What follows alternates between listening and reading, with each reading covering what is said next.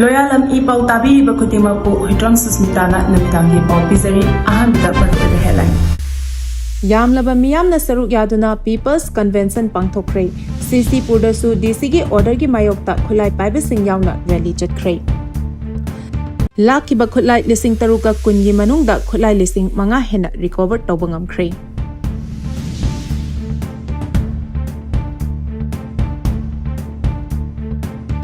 Aadhaar amasung PAN ka na citizenship oi haibagi proof oibe yararoi haina phongdorakli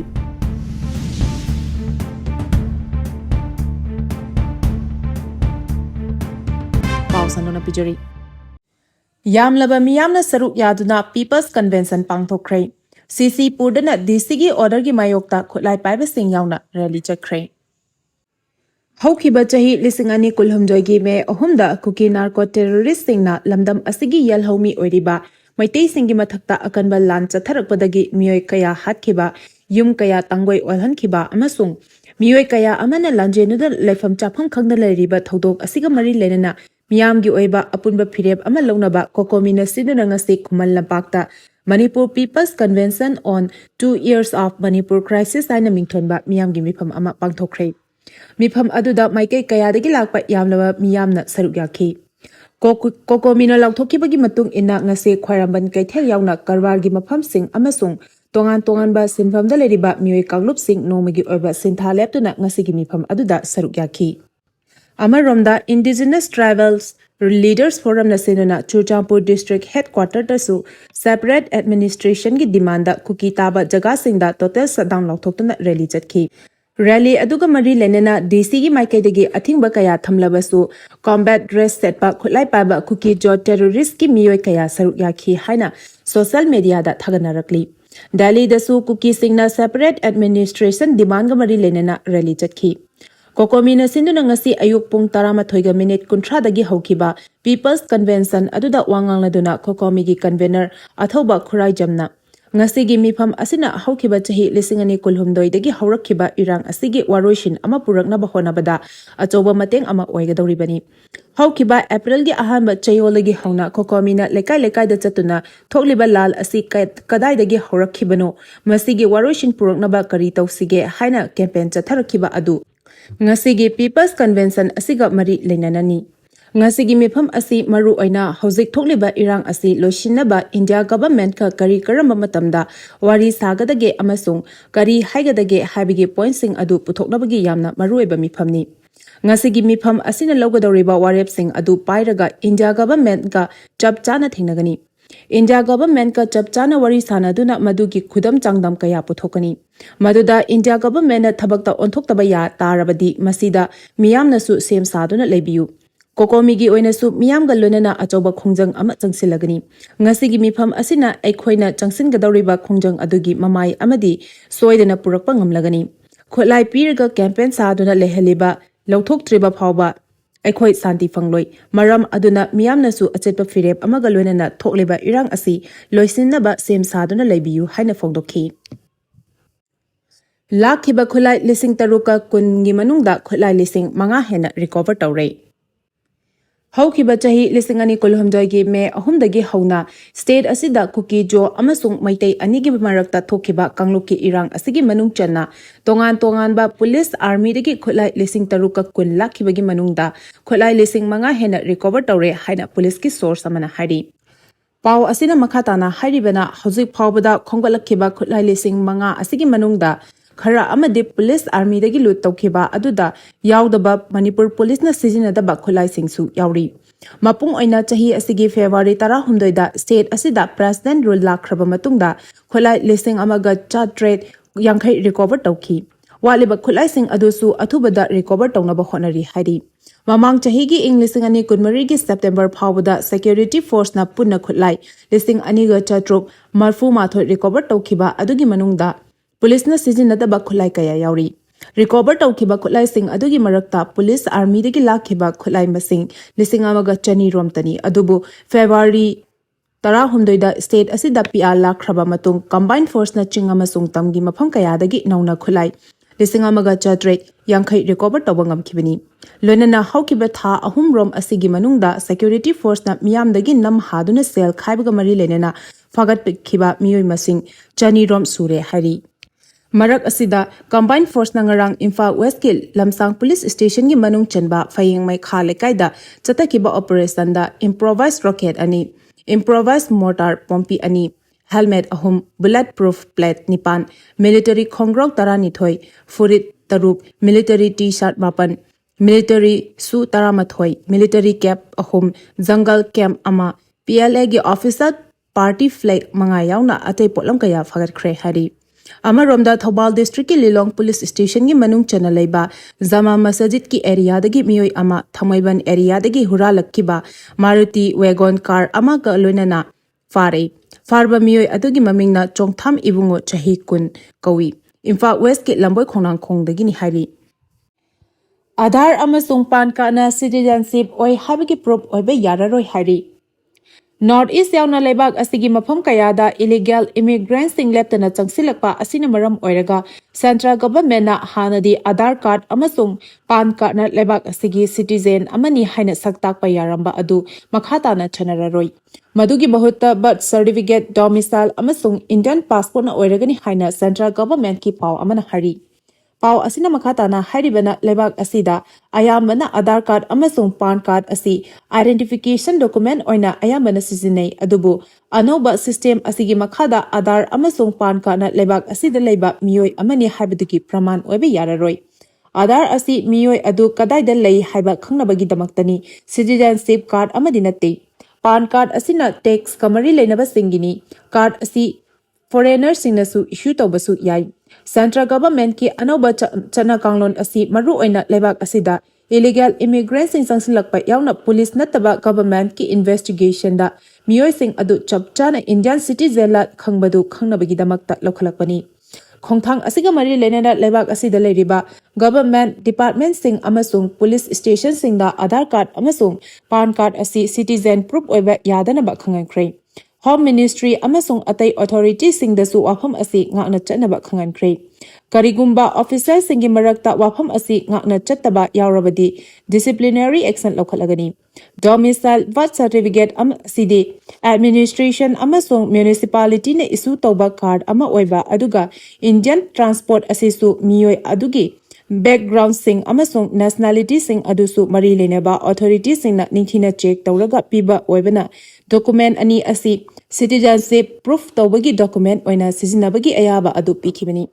Hariba document sing asida voter card amadi ration card na chingba sing support document oina claim tawba yai adubo voter card amasung ration card ani asisu citizenship ki proof certificate amadi oiba yaroi Anoba rule asina lebak asida leiriba tongan ba miyoi kanglup singda chawna chaithing piragani Maru oina government job natraga government na piriba khudong chaba sing apply tawba Indian passport ki damak police verification Nongmai license tenant verification international scholarship natraga lebak asigi wangmada mahi masing tamnaba mahiroi singna apply tawna chingbada hariba document sing asina lebak asigi citizenship amani harbadu proof oigadabani karigumba document ani asi yaudana tarabadi application adu reject tawba yauna police verification clear tawba yararoi government scheme sing amasung passport process na chingbada su matam thinthabada natana legal action mayoknagani hari Paugi marak thatna Loyalam E-PAO tabiriba khudimagna channel asibu nungsibiduna like amadi subscribe tawbiduna subscriber masing hengat hanbada adom sumateng pangbiyu Separation degi thoram singani haina lauthoklaga seliba thoram asigi permission piba asi Manipur da hena irang thoknaba anoba thosil ama oigani haina amukona phangdorakli Maitaibu schedule track list chanaba Manipur High Court na Manipur government recommendation ama thanabagi pirakhiba directive adugi mayokta inkumja lisingani kulhumdoi gi megi tang ahumda Chuchampur da All Travel Students Union otsum na sinduna chatkhiba protest rally adugi marumda Kuki Jo Singi organization singna hidden agenda ama yauna maitai singi mathakta landana ba amadi makhoigi separate administration tanabagi thorang tawba oiramle habisi haujikti yamna mayek singlei Madugi mayek larba khudamdi kuki jo singi terrorist singna tawrakliba thabak sing amadi makhoigi poktakta thabak tawriba kuki zogi organization mayam aduna ngangliba wa tawnariba thabak sing amadi silliba thoram sing aduna adum iralaina takchare kuki singna maitai singi mathakta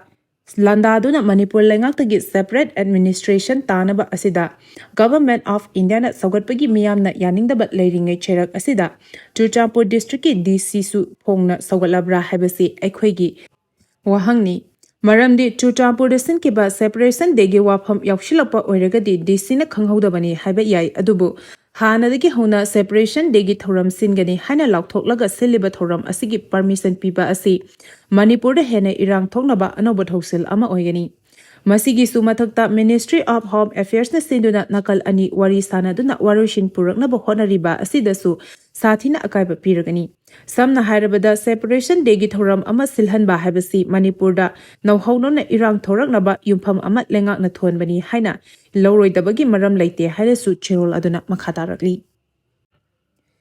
Thogliba lan asina chahi taret khuntak padagi hena tamthiba yalhomi phuruk mutkhiba yabagi lani haina sanayai mana phongdorakli Sahi ani mapung faraba thogliba lan asina chahi taret khuntak padagi thodok thokhiba adudagi hena tamthiba yalhomi phuruk mutpagi lani haina social activist RK sanayai mana phongdokhrei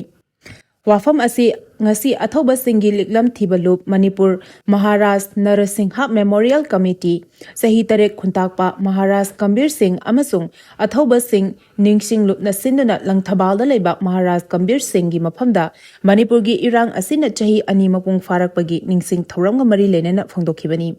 thoram aduga mari lenana RK sanayamana makhatana hai Manipur bu mache tana thokna thugaina ba honabada awa lebaktagi changsi lakhiba refugees singna landarakpada lamdam asigi micham miyam kayagi thawai pikhamnaki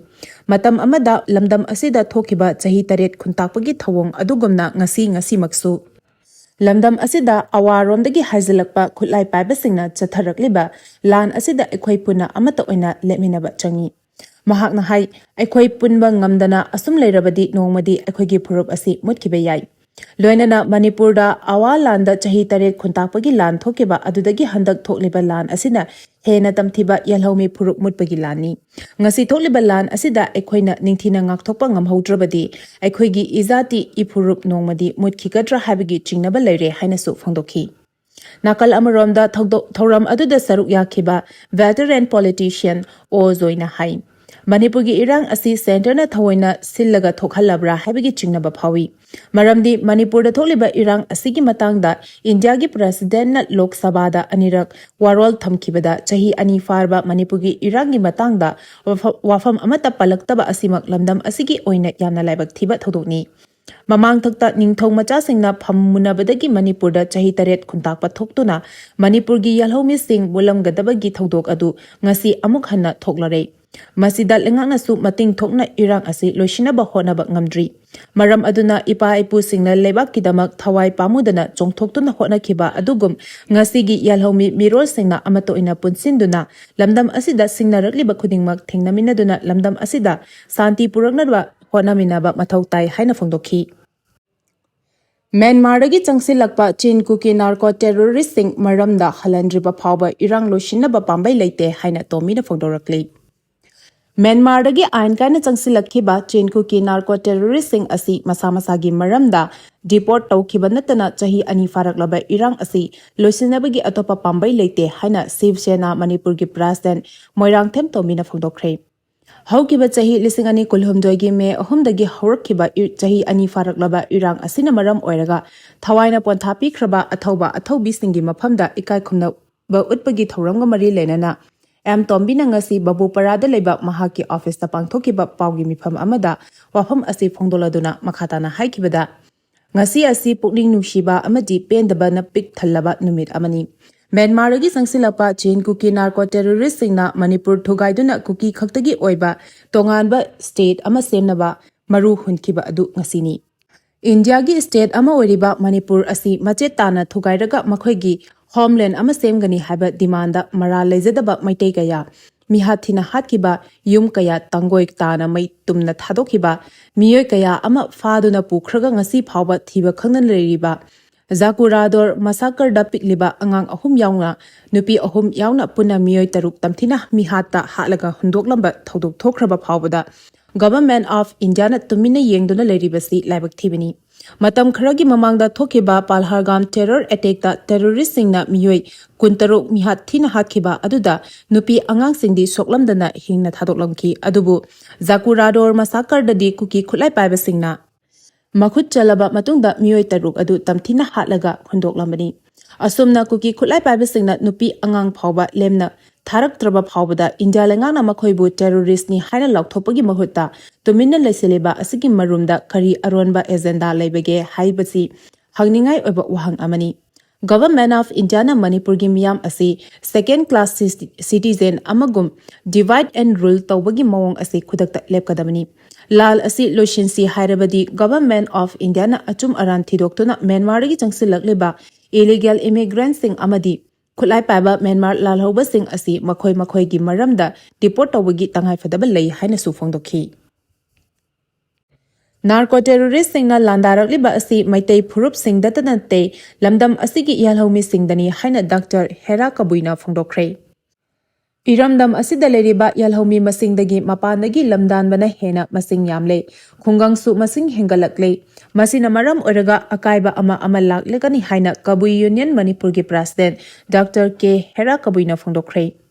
Wafam asi Federation of Civil Society Organization Fox Manipur na sindana Briding Divide for Shared Future haiba thimda anirak suba me ahum ningsing numit ki thoram ama khundrak pomda leiba yumnang khunau community hall da pangthokpa thoram ga mari lenana wangangla duna phongdokhibani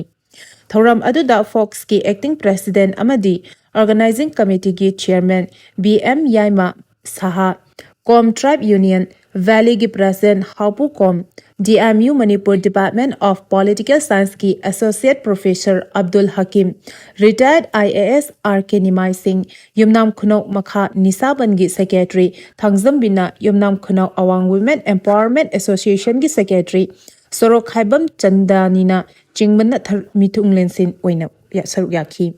Thoram adugi manung channa haukiba chahi lisingani kulhumdoi gi me ahumdagi hauraga mapandagi changsilakpa kuki narco terrorist singna yumai thabana chingba kaya tawduna landarakpada iramdam asibu kannaba khulngakpa amadi Lanthengnabada achauba thodang lokhiba laikhidraba athaubi sing amadi kuki singna faraga tamthina hatpi khiba chiri bamgi chahi nauriba angang yauna nupi sing mahei tamliba mahairuna chingba singsu ikai khumnaba utuna haikaleka tamkhi Kabui Union Manipur gi President Dr. Hera Kabuina Makataraduna haikibada haukiba chahi lisingani kulhumdoi gi me ahumdagi ngasi phawba lamdam asida leiriba miyam hainingai leitana awaba thabak shupam nompham leiraktaba asi numit chatret ka kuntra amadi pungsingdana lisingamaga chatret yangkhaini thoini Mapandagi changsilakpa narco terrorist singna landaraliba asi maitai phurup singdata natte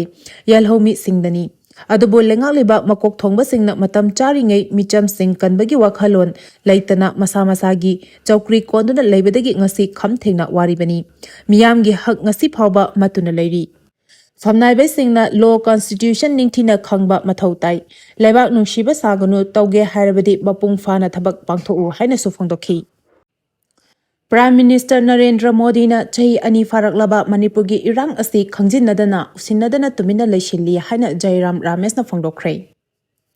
Ing kumjali singani kulhumdoi gi me ahumdagi Manipur da tholiba irang asi chahi ani mapung phabaga lunena miyamna thoram pangthoknari Adumoinamak Prime Minister Narendra Modi na chahi ani mapung faraba Manipur gi irang asida ngasi phawba khangjin usinnadana tumina leishili aduga Manipur gi irang asi lakshinaba amadi waroishin puraknaba honabada Union Home Minister Amit Sahabu khwaidagi mai paktaba ama oina Congress na maral sirakli